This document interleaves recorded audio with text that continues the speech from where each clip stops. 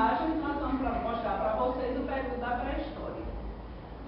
Quando a gente passar lá em Gá, na viagem que agora vamos no dia 26, nós vamos fazer uma análise dessas pinturas rupestres que o homem fazia na pré-história. Aquele homem que vocês viram no filme, aquele homem que é o homem do Paleolítico, quando ele andava por dentro daquelas florestas, daquelas matas, ele acabava deixando lá aquela vivência dele. Se ele pegava um animal, se ele matava alguma coisa, se era uma família, se tinha 2 ou 3 pessoas, geralmente eles deixavam uma imagem lá, gravada na pedra, e que essas imagens, até hoje, elas ainda duram, elas ainda vivem por lá, né? Então, nós temos aqui o período da pré-história. O que é que vocês vão analisar no período paleolítico? Prestem atenção. Como era o homem do período paleolítico? Ele era o quê? Coletor. O que era ser coletor? Coletava da natureza sua própria alimentação. Ele habitava nas cavernas, ele era nômade. O que era ser nômade? Não tinha residência fixa. Vivia em grupos diferentes, como vocês viram no filme, né? Descobriu o fogo, foi ele que descobriu o fogo, inventou a flecha. Vocês viram que no final ele já atirava com a flecha, registrava suas vivências com pinturas rupestres. Foi o maior período da história, da nossa história, foi a pré-história, e usavam lascar pedras para fazer seus próprios instrumentos. Esse é o período da pré-história. Só um minutinho. O período da pré-história aconteceu em todo o mundo ou só foi em algum lugar? A pré-história aconteceu em todo o mundo, né? Em todos os lugares. É tanto que nós vamos vivenciar aqui na Paraíba o homem da pré-história, aquele homem que viveu nas aldeias, que aquilo lá, aqueles que não quiseram se tornar assim, um homem como nós, que saiu das aldeias, é um homem primitivo. Ele caracteriza o homem primitivo. Então, a pré-história aconteceu em todo mundo. Todos os lugares do mundo teve pré-história. Então, essa imagem, você pegou para aqui, essa imagem aqui, ela representa uma visão do que era um animal da pré-história, que isso é uma arte rupestre desenhada numa pedra, lá no Piauí, que tem essa imagem lá, gravada até hoje. E como nós estamos vendo, são imagens de cores diferentes. Será que o fogo teve, vocês viram o filme A Guerra do Fogo? Será que o fogo teve alguma importância para o homem pré-histórico? Para que eles usavam fogo? Para se aquecer, para quê? Para cozinhar, para espantar os outros animais, que é feroz, iluminar café, etc. Então, o fogo para eles era muito importante, para o homem da pré-história, né? Então, do Neolítico, nós estudamos o quê? Que do Paleolítico, o homem deixou de ser nômade e tornou-se o quê? Sedentário, né? Então, o homem do Neolítico é caracterizado como o homem da pedra polida. O que são as pedras polidas para nós? Para que eles poliam as pedras?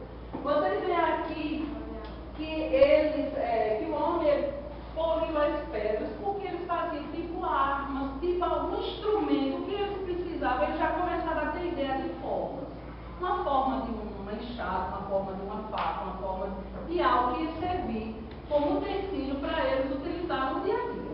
E aí eles começaram o processo de sedentarização. As primeiras aldeias, vocês viram que essa aldeia, ela estava caracterizada naquele filme, quando aquele homem chegou lá numa determinada aldeia, encontrou algo lá, uma cerâmica que ele não conhecia, e ele ficou meio que encantado com aquilo. Então nós temos, foi na época do período paleolítico que o homem agora torna-se produtor. Ele deixou de ser coletor e para agora ser produtor. O que é ser homem produtor? É o início na agricultura e do pastoreio, quando o homem deixou de buscar na natureza sobrevivência para produzir seu próprio alimento com a agricultura, que foi um grande desenho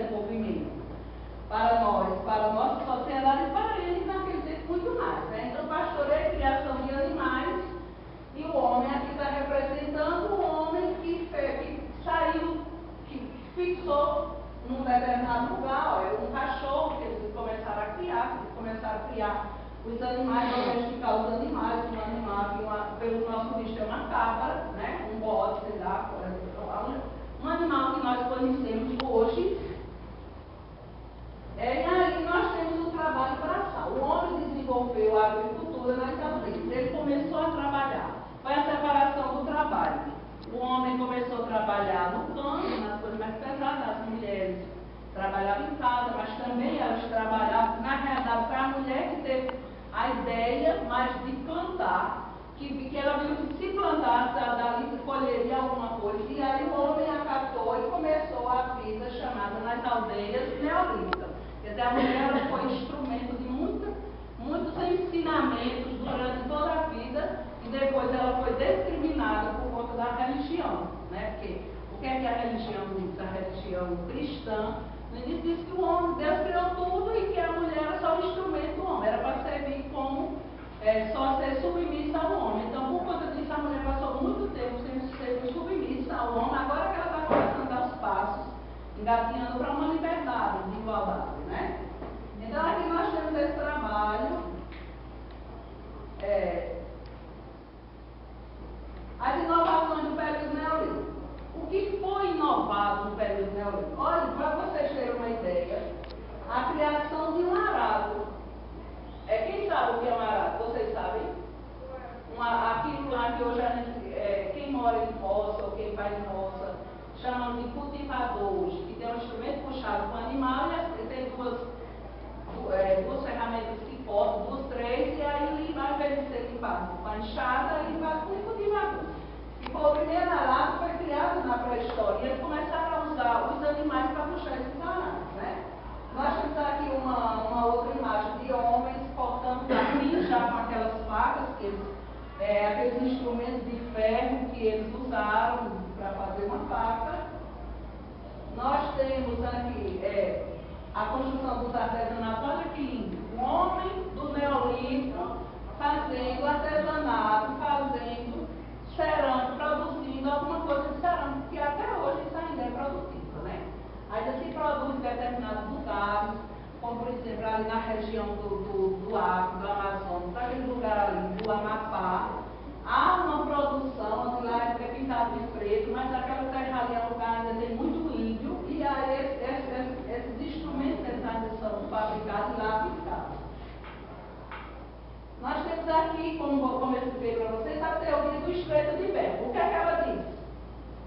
O que é que a teoria do Estreito de Bering diz? Que o homem surgiu na África e que ele passou para a América através de quê? Nessa época aqui, lá no Alasca, olha aqui a imagem dele passando, as pedras, se dizia que congelava. Naquela época a Pangeia ainda era meio que grudada, estava começando a desgrudar. Então, quando congelava essa parte aqui, fazia uma ponte, e aí o homem, a teoria que aceita até hoje aqui, ele atravessou a pé para chegar no continente americano. E aí ele passou pela América do Norte, chegou na América do Sul, chegou em todos os lugares, na Paraíba, onde nós vamos visitar, em todos os lugares. Então, é assim que, segundo a teoria mais aceita é essa daqui. Aí nós temos a pré-história na América.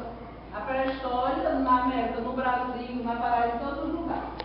E vocês estão vendo aqui que desde que ele chegou, ele se espalhou por todo o território. Então, a pré-história, como você perguntou, aconteceu em todo mundo, ao mesmo tempo, né?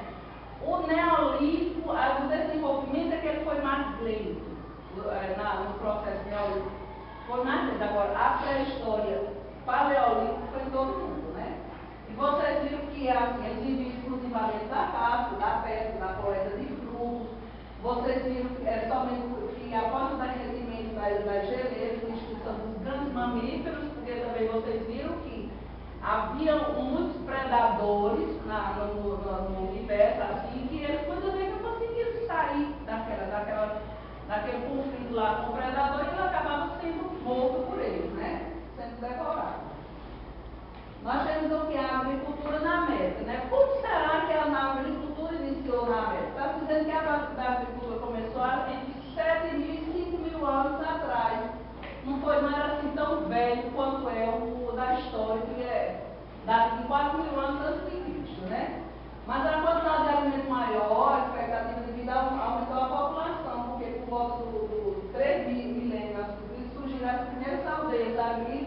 América. Os principais alimentos cultivados eram o quê? O milho, a batata, como nós temos até hoje, o feijão, a abóbora, por aí. Aí nós temos aqui o Paleolítico do Brasil. Ó, isso daqui, essa imagem daqui, ela é do Piauí. Foi deixado, você assim, o maior sítio arqueológico que tem no Brasil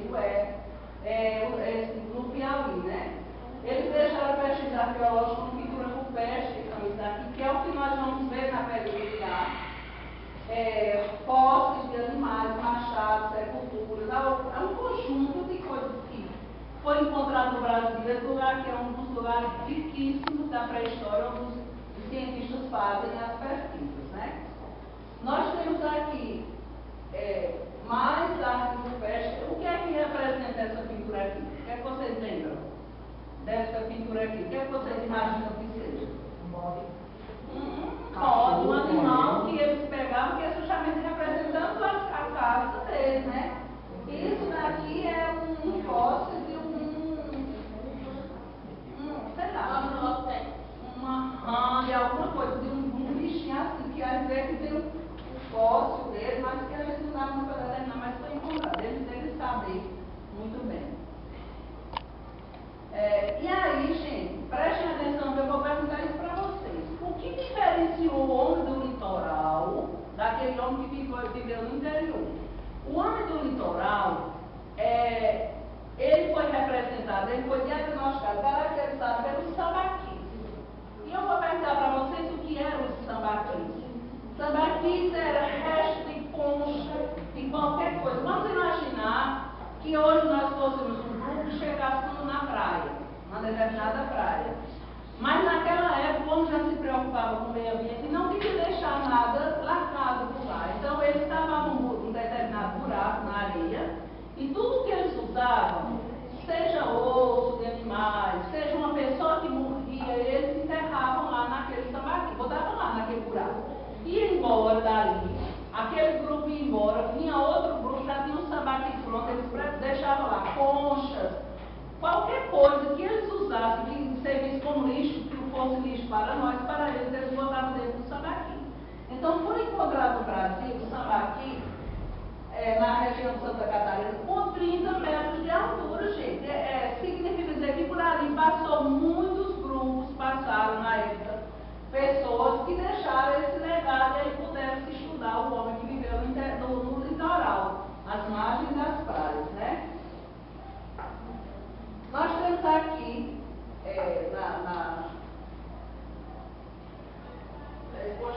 no Museu de São Paulo, é pena que não sai legal, não sai assim muito legal. No Museu de São Paulo, é um museu de história antiga da USP, eu tive a oportunidade de ir lá e só tem uma fotografia que eu fiz lá na hora, né? E que não saiu muito legal, que até ser escaneada, ser passada para aí, não saiu muito legal. Isso é um sambaqui, eles pegaram o sambaqui, esse não era grande, era pequeno, cortaram, abriram o sambaqui no meio, colocaram no tipo uma vitrine, e aí as pessoas fotografam, eles fez por fora também a fotografia. E aqui nesse sambaqui, vocês estão vendo que cada camada dessa representa um corpo que passou por lá.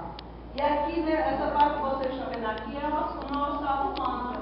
Que tem aqui algum homem, um grupo passou por lá, morreu alguém, ele botaram dentro do sambaqui e lá ficou. Isso é uma ossada, não tem porque mais não enterrar, já estava começando a se preocupar com o ser humano, porém não fazia aí um túmulo como nós fazemos hoje.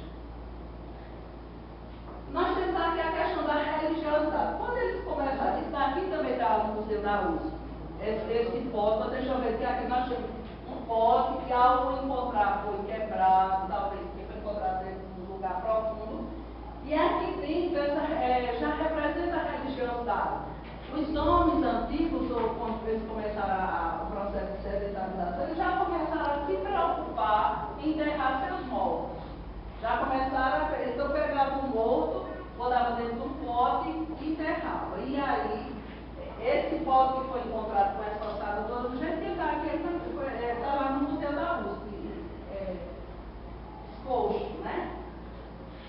E aqui nós temos as sociedades primitivas, os povos das aldeias.